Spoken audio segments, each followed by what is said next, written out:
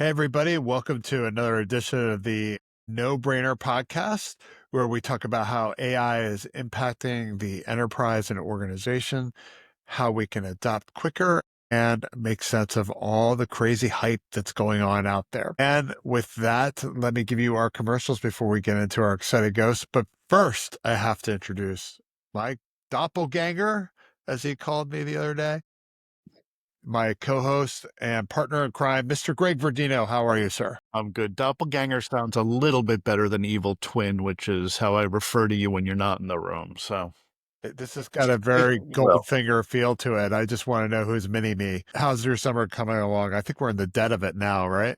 we are in literally the heat of the summer. It's hot, it's humid, it is oppressive. It sounds like another East Coast summer. For those of you that don't know, Greg's in New York and I'm in Washington, D.C., where it is humidity central.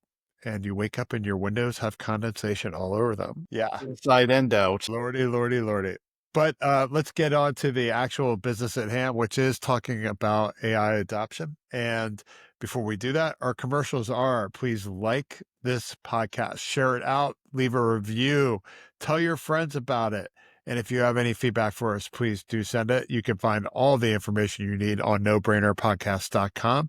And with that, Greg, would you like to introduce our guests today? Absolutely. And today we have not one, but two guests. They are a husband and wife team, Dave and Helen Edwards. Welcome to the show, guys. They are the co-founders of the Artificiality Institute. And Artificiality is a nonprofit research organization that's really focused on the way I'm probably going to botch this because it's way above my intelligence grade, let alone pay grade, but essentially the way AI is shaping the human experience as we start to think about and really kind of adapt to this sort of coevolution of human intelligence and machine intelligence. I don't know how well I got that, but I think you can probably tell from that introduction that this is going to be a fairly heady episode. But I will ground it by saying that both Dave and Helen do come out of the world of business and of research, and they've worked in the media industry as well with roles at Quartz. So this is not purely esoteric, but I think we are going to be asking our listeners to kind of stretch their brains a little bit and think about the role AI will play in not just reimagining our organizations, but really reimagining society, culture, and the world we live in general. So anyway, Dave and Helen, welcome to the show. And please, one of you jump in and tell me how bad I botched the work you guys are doing. Well, thanks for having us. And you did a great job. So no worries there. And we do pride ourselves in being able to explain things in plain English. So I think it's good that you set the bar, but we'll try to make sure that this is an easy episode to understand. Absolutely. Why don't we dive right in and, kind of get right to the heart of it. And I kind of hinted at this already, and I think this is really core to your work, that in our world as consultants working with businesses and with associations and with marketing organizations, people are who are like rolled up at the sleeves and really kind of diving in and trying how to work with AI for things like efficiency and productivity and sometimes innovation, but it's very much brass tacks in a lot of cases. There's a tendency to almost think that this is a technological shift. And your thesis, which I think fundamentally we would agree with, that it is much more than that. It's a cultural shift. It's a philosophical rupture in a lot of ways that really kind of changes the way we think about humanity, not just the role of humanity relative to technology, but humanity overall. Can you talk a little bit about why you've taken this sort of big picture view of what's happening with AI and why this matters to somebody who's just trying to lead an organization in the day-to-day? I'll jump in on that one. So we've been working with AI and helping to study and help people understand the human experience of AI for more than a decade. So we've been at this for longer than the LLMs and chat GPTs of the world. But that perspective is important because previous to this, we were dealing with technology that was predictive and would help you see the world in different ways because it dealt with huge data sets, but it was generally coming across like normal software. Here's this tool that does something for you, gives you a number, gives you data, you read it, you understand it, you try and figure it out. The AI has really shifted, though, as we now have conversations with these tools, as the tools start to write language back to us, as they start to exhibit a level of intelligence and reasoning and cognition, words that we've usually only held, or a lot of people have only held for humans. We've always thought that we're the only intelligent thing, or we measure intelligence as, the only existence of intelligence matters is what comes out of this big bag of cells that we are. Well, we actually don't see the world that way. We see intelligence kind of all around us in a variety of other species, in different forms, different levels of the species. We dig deep into the biology and leverage a lot of the work of Mike Levin at Tufts in thinking about what it means to see intelligence in other worlds that are not just in this human form. And that's helpful to understand because you start to understand how you're interacting with these tools, that these tools are a form of intelligence, and you think about it that way. You start to anthropomorphize them. We use words like that. Honestly, we anthropomorphize our pets too, because if you've ever said, gee, my dog loves me, a dog doesn't actually love the way we love, et cetera, right? So we're seeing in these tools something that reflects back and feels human to us. That means that when we're talking to software, we're having a very different experience with it than we've had with software ever before. So our work centers around understanding that experience, helping people have the metacognitive moment to understand their own experience, to help leaders understand what's happening for all of the people in their complex human system, to know that these tools are changing how we think. They're changing how we think of ourselves. We're thinking about changing how we think of our own expertise. Suddenly, there's this system that seems to write things that at times can be brilliant. What does that mean for me and what I bring to work? Am I still an expert?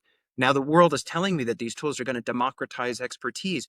What does that mean for me in terms of why this company or organization brought me on and what I have to offer?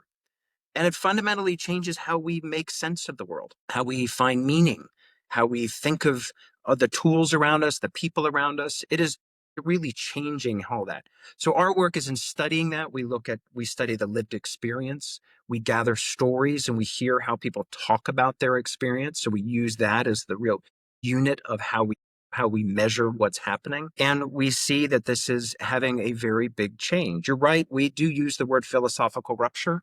We think that this is the biggest thing that'll happen in terms of what it means to be human and how we think of ourselves. And any leader is leading an organization of people, and all your people that are using these tools are having some level of this experience.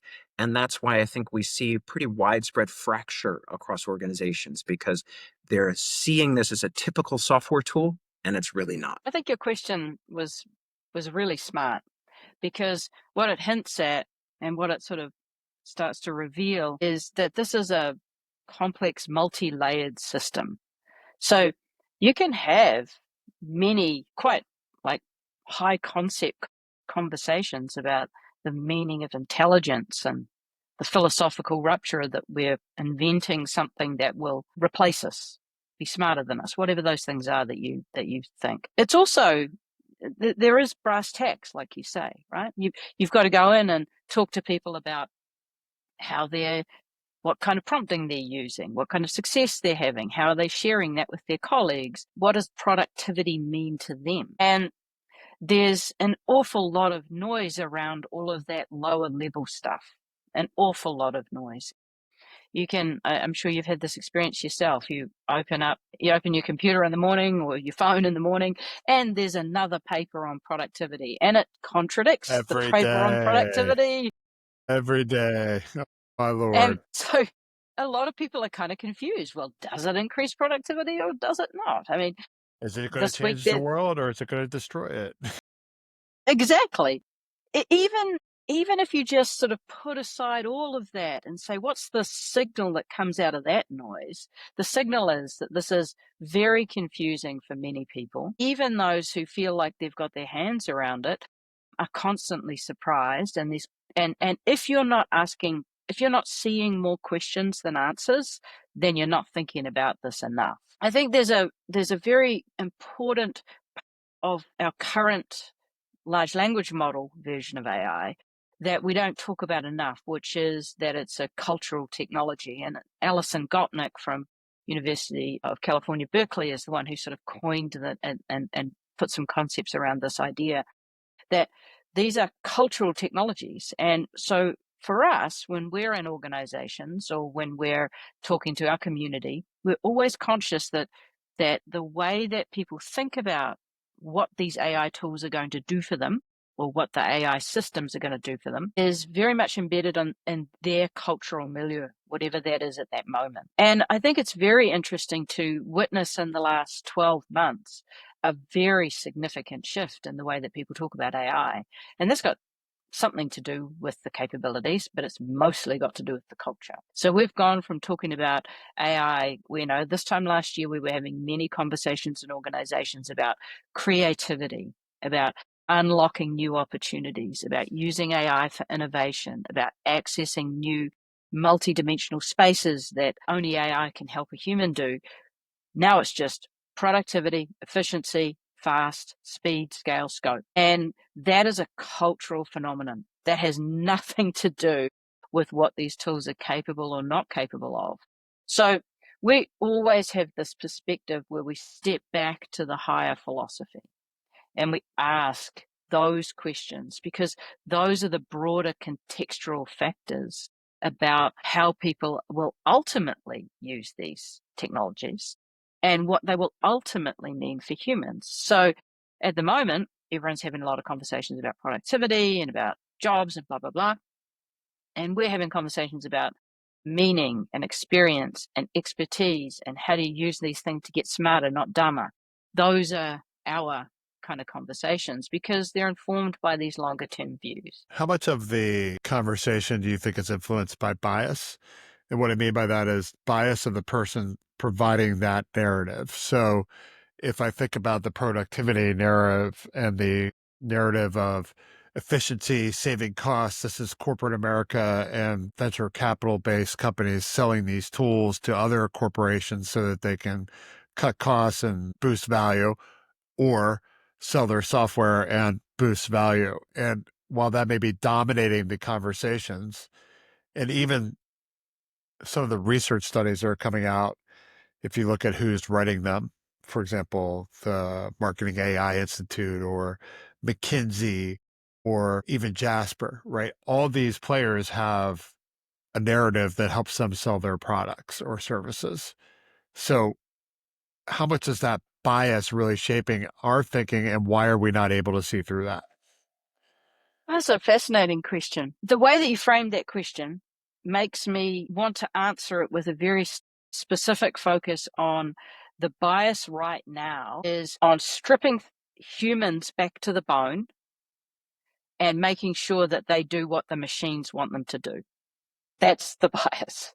And it depends on how big of that AI pill you've swallowed that you think AGI is going to be all-encompassing and replace all humans.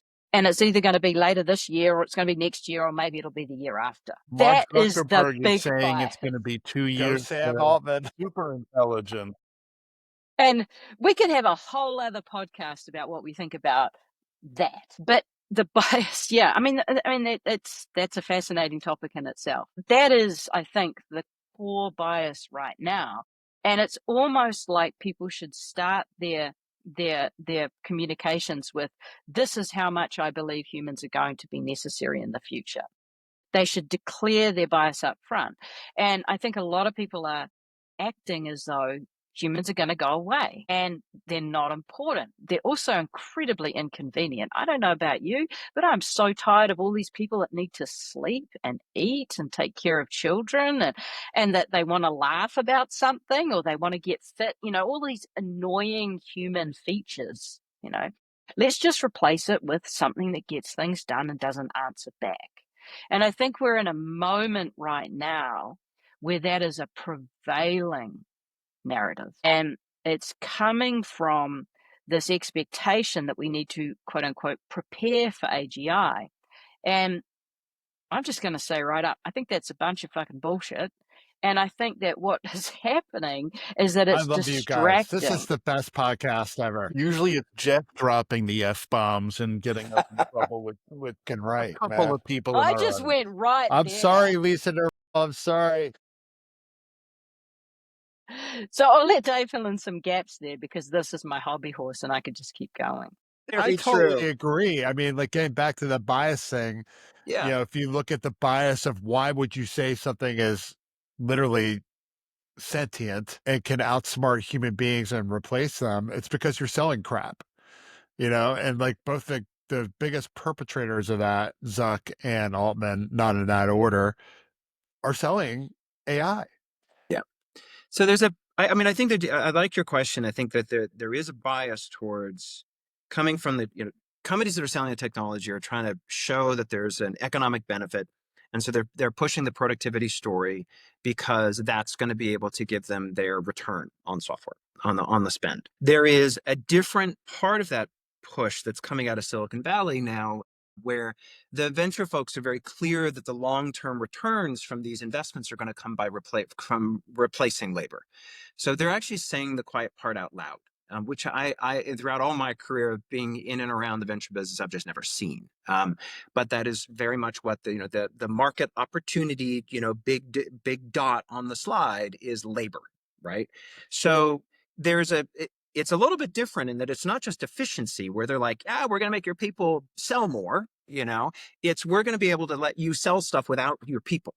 And that's a really different story. So that's one key difference that's going on.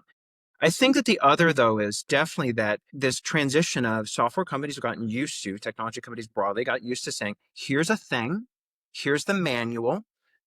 For a while, we started to make software where you didn't need a manual very much, but, here's how to use it. Now we're done, right? Here's the integration. We do the whole big thing. We host it in the cloud. We tick away and clip the ticket all the time, but there's nothing different about how to use this. But as Alan said, this is a cultural technology in a way we've never had before.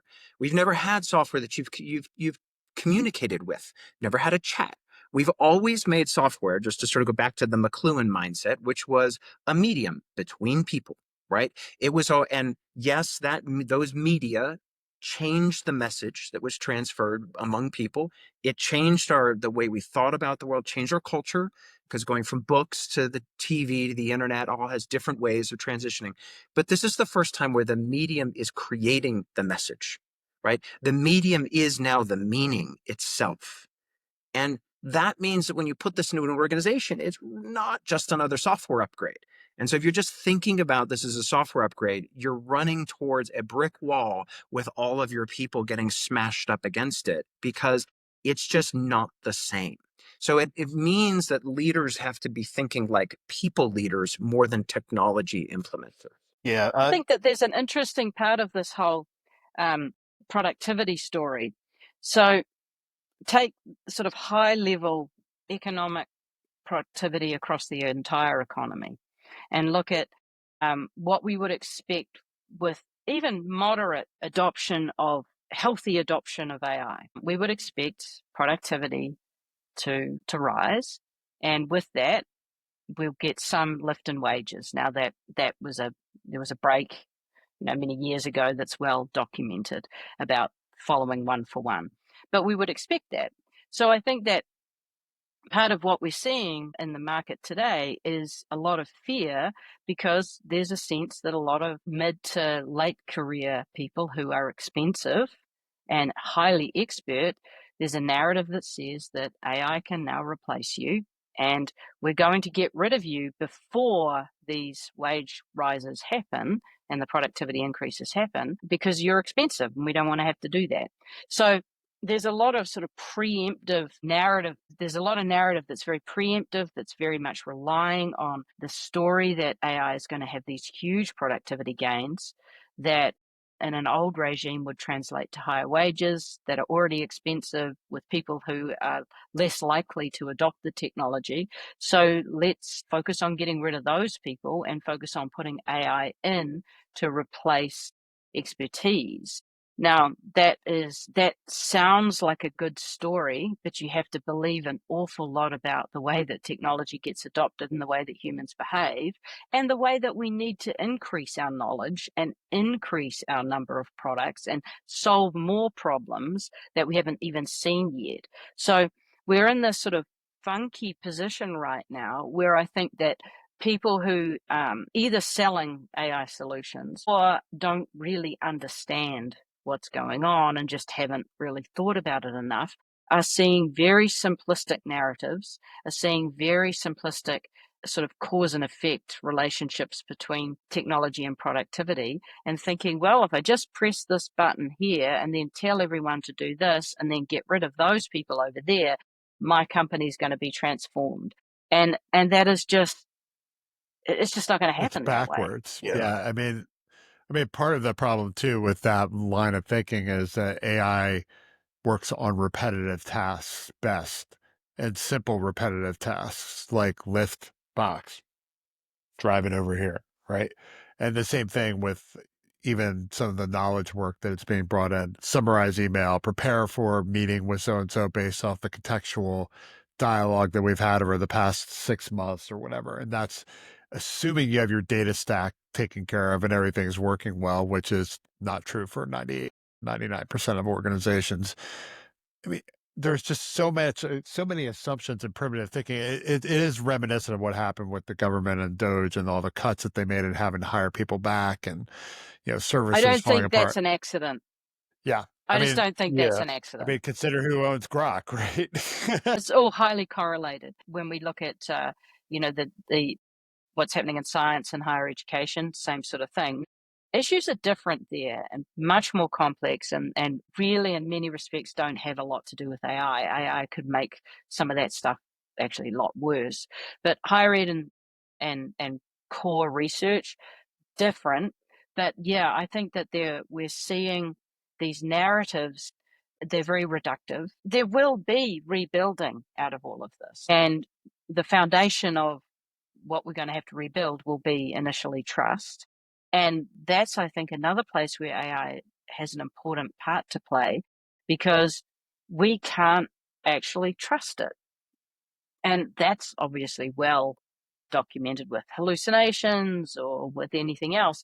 And you need good expertise to be able to guide these things. And this is where a lot of our research comes in, that we spend an enormous amount of time saying, well, if hallucinations can't be fixed, or if sycophancy can't be fixed at a technical level without compromising too many other things, then what else shifts? Well, the humans in the systems shift, right?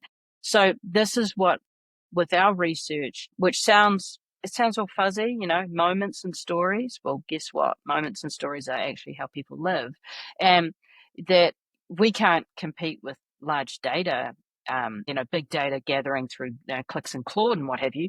But what we do is go very deep into more of an ethnographic, anthropological, and design-based process for thinking about how can we understand what's actually happening to people, what's really happening to their productivity.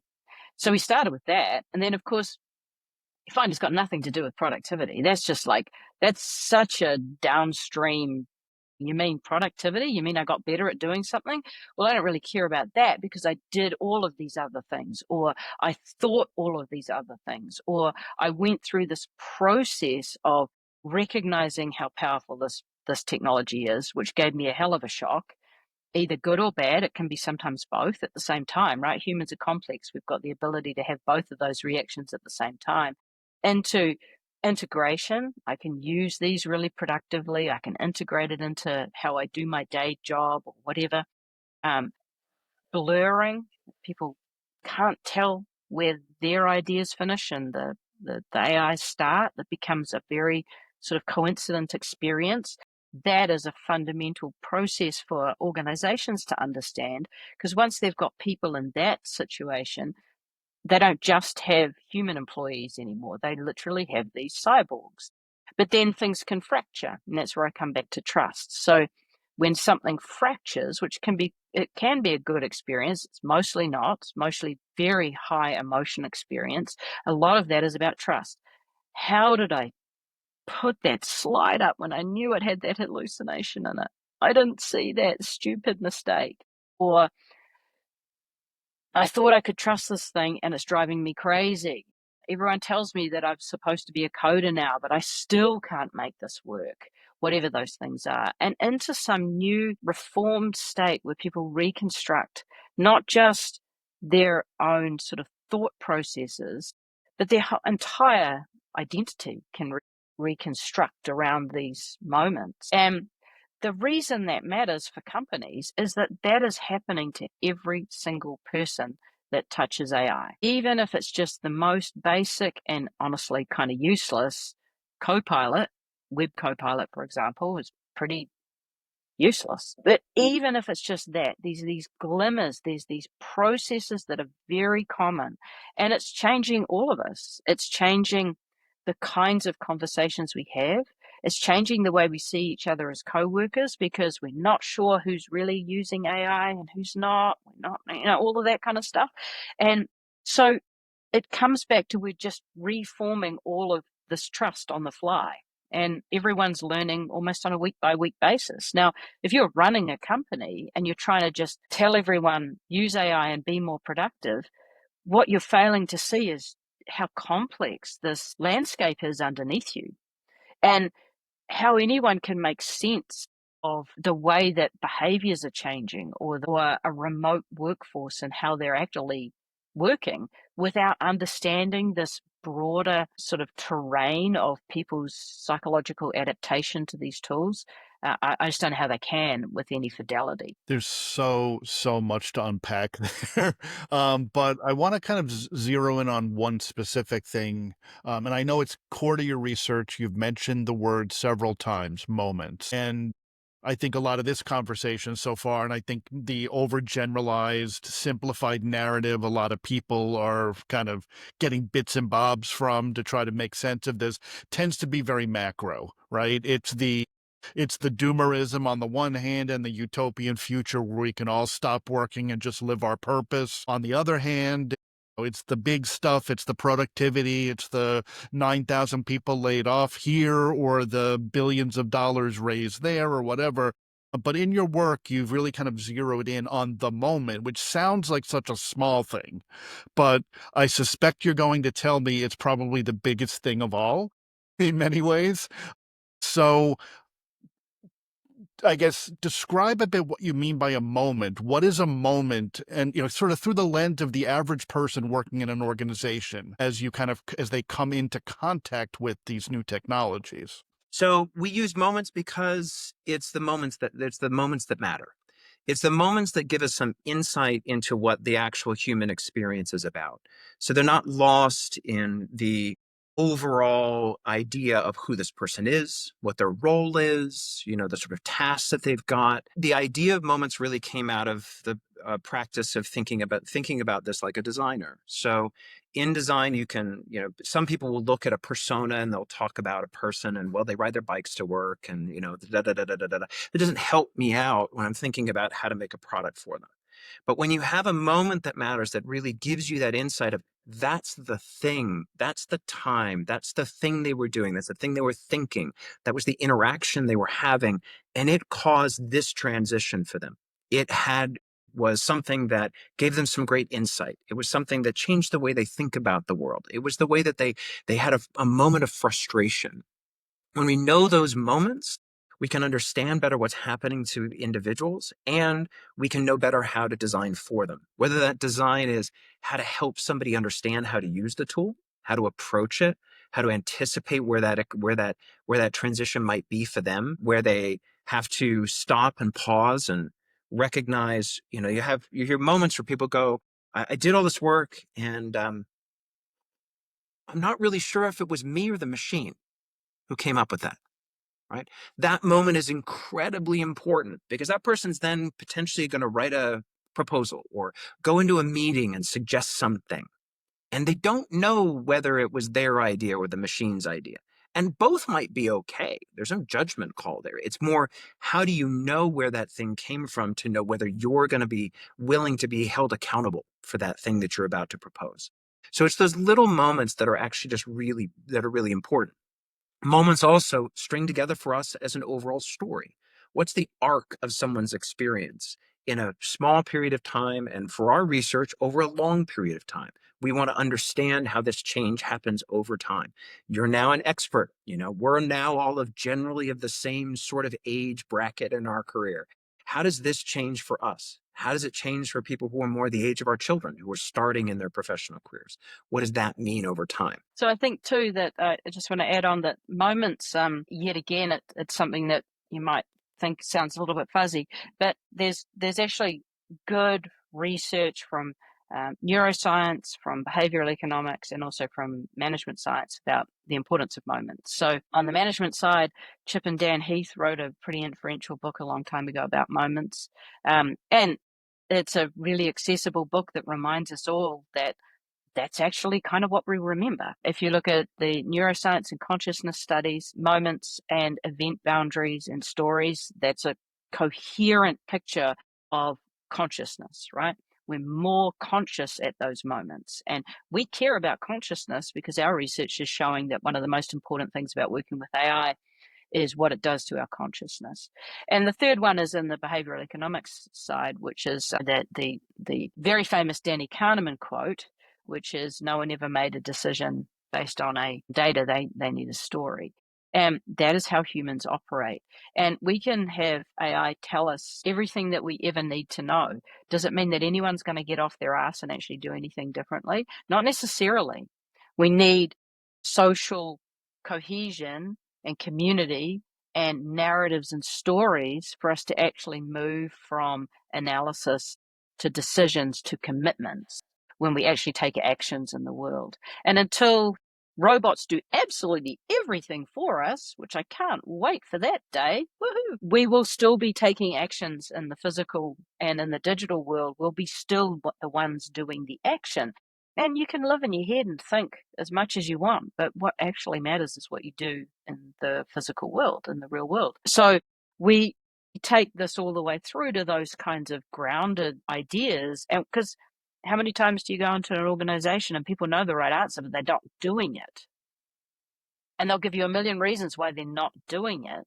But the reality is that gets often solved with a leader and a story. Yeah, it's pretty interesting. I mean, I think too, some of that moment you're talking about is probably the moment when you're speaking to you, Dave, with the, is this my idea or the AI's idea concept?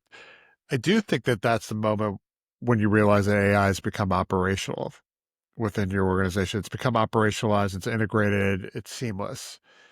And I do think that in some ways, that's kind of like the ideal state that we're trying to achieve from a business perspective. But I don't think we have weighed what that means to the human consciousness. And and I was thinking about this before we got on the pod, and not because we were going to be on the pod, it just was popping in my head.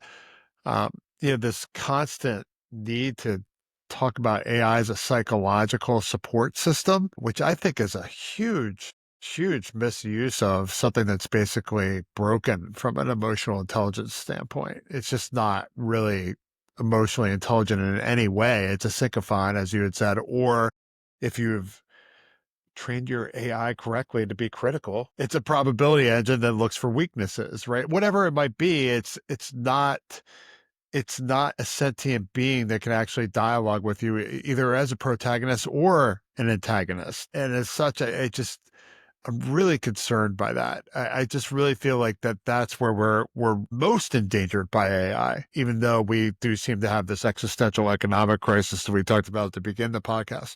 But more from a societal standpoint and an emotional standpoint, that's the danger point. That's the inflection point. It's the herd nightmare, right? Yeah. I think that there's sort of three things that pop in my mind around that. One is AI doesn't have a point of view. And in order to have a strong debate with someone, or to have someone give you good consult, whether they're a therapist or a coach or a spouse or a friend, they always walk into the room with some level of point of view about themselves, about you, about the world, something, and that informs their judgment. And it's important to know that AI can sound like it has a sort of a point of view and a judgment, but it doesn't have it. And the tools are not designed in a way to make that obvious. They're designed with a little caveats down at the bottom that nobody actually reads anymore because nobody reads terms of services, and even one line, it can make mistakes and make things up, doesn't matter. The second is that these systems, although there is an extraordinary combinatorial space that these things operate in, these systems don't have a good understanding of the complexity of humans, right? It has learned from what has been digitized and recorded, but that's different from having the experience of complexity. That's a difference. It's different than knowing the other people in the complex system well, right? Whether that's, if you're thinking about it from a therapy perspective, the therapist starts to grow and understand the people around you. If you're dealing in a corporate setting and you've gone to your manager or your mentor for some advice, that person knows the other people around and will know that, well, you might think that's a good idea, but Mary, our VP of marketing, so think that's a dumb idea. So don't, right? Like they're going to have some of that idea. And the third thing I think is important is that none of these tools, partially because they're software and because it's sort of a weakness in general of the industry, is they don't deal with collaboration. These systems, you notice that like we're all using these tools, or at least most everybody's listening are using these tools, but you're never using them together. They're not set up to do what is kind of a logical thing, which is to be a conversational agent among people. And that's a weakness in the way that they're designed, but it also is an incredible weakness in terms of its understanding of multiple people at the same time, right? They're designed to be one-to-one. And if all you want is one, then that's okay. But I think you're right to be very concerned about this sort of question of therapy. And I think it also broadens into how these tools can get used throughout an organization. People asking for advice, ideas, consult, comfort. You have those conversations with people around the proverbial water cooler, right? And you're going to have it with these tools, and they're not. Yep. I take a little bit of a contrary view. I think there's hazards and dangers for sure, but I actually think that there's a lot of benefit in having, whether it's ChatGPT or Claude or any of the others. I wouldn't advise Grok, but not to my kids anyway. But to be able to ask really personal questions and to be vulnerable to something that actually doesn't have any stake in it other than the thumbs up reinforcement learning, and that you can have your own mental model of why you're going to the tool for that use, and that can be incredibly powerful and useful. But that relies on having a very strong, what we call symbolic plasticity, where you are able to constantly reframe the way that tool is what it means to you, and how it's changing your sense of meaning. So it's very different to have quite low symbolic plasticity and to go to ChatGPT and say, tell me how I can fix my life, give me all the ideas, tell me everything I need, I can't live without you. That's an entirely different thing than someone with quite high symbolic plasticity that recognizes that they do have kind of a therapist in their pocket, Isn't that, though, but an they have to assumption? kind of keep that. Right, but isn't that an assumption that the user is, as we like to say, literate in AI use? It does. It totally does rely on that. And that is something that we feel really strongly about, that we have to I hate saying as a society, because I don't even know what the fuck that means anymore. But as a collective, we need to actually increase this level of AI literacy. And I can tell you, it's one of the most fun things to teach that you can ever teach. We've taught the most amazing groups of high school students. Do we just sort of, just do it as a volunteer thing? Amazing groups of high school students about just basic AI literacy. And that was 10 years ago. And people love to learn about other intelligences, whether it's teaching them about how dogs work or whether it's teaching them how AI works.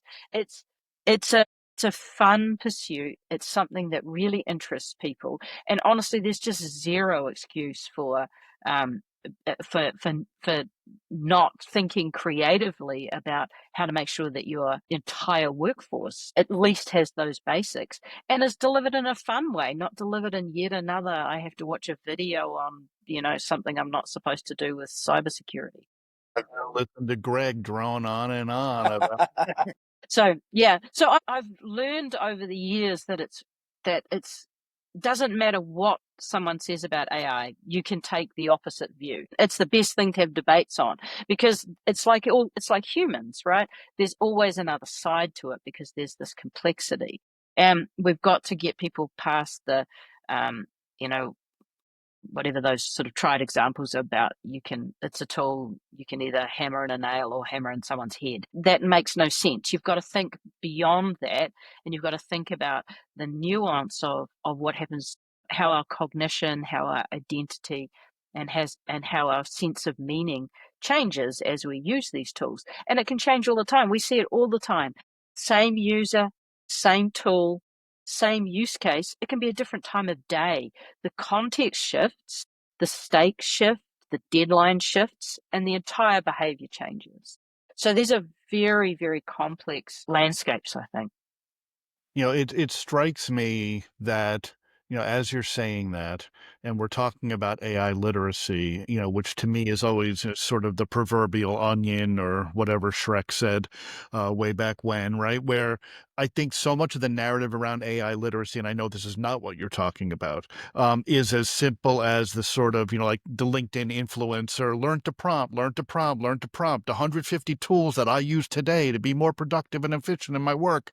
But you know, in a lot of ways, that's building on a very shaky foundation because AI literacy at its core also requires digital literacy, media literacy, information literacy, critical thinking, and all of these other skills that I feel like over the course of years has become deprioritized, right? Everyone is ready, willing, and able to accept whatever the algorithm feeds them without providing or without doing the kind of critical thinking that is so necessary here. How do you really, in an organization that's looking for a quick and easy win, they just want more productivity, they want more efficiency, and we've unwrapped and discussed why that is a very reductive view. But when you're faced with the leader who just wants that thing, how do you get them to think more broadly about how to build these more distinctly human capacities in their workforce? The number one way is having them experience it, and in some ways you might have caught me rolling my eyes, when you were talking about the LinkedIn influencers with down to best prompts. Um, but there is some, and part of the other trite thing as well, the leaders have to be using it themselves. It's a lovely idea, but honestly, executives don't use much software at all. So, and I'm not being critical, it's just a reality of No, the it's job, true. right? Right. So the challenge here is, though, is to give them enough exposure and enough experience with using these systems that they have that aha moment themselves, right? And also for us, we very quickly go beyond the idea of here's the tool, here's how to use it, because we could be done with that in about 3 minutes, right?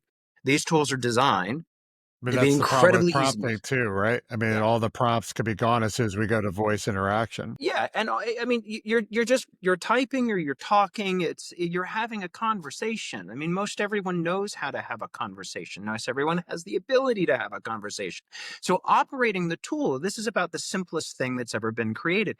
It's also pretty much the worst designed application ever done, right? We shouldn't be making a tool that looks ridiculously easy and to be the most consumer facing consumer design tool ever, even though it's really cluttered. I hate that left bar that all of these things have adopted. But it's actually a professional tool where you need truly immersive training to be good at it, right? That's totally, so we've dubbed this the design illusion of LLMs and wrote a piece about it a while back, which is probably still relatively accurate. These things are designed to look like consumer tools, but they're actually professional. And that confusion point is really important. You need just as much training to really be able to understand how to use an intelligence as something like a Photoshop, right? But no one thinks that you're going through that. You go, well, I'm typing it. It didn't really work. Here's your 10 best prompts. Okay, now I know. No, you don't.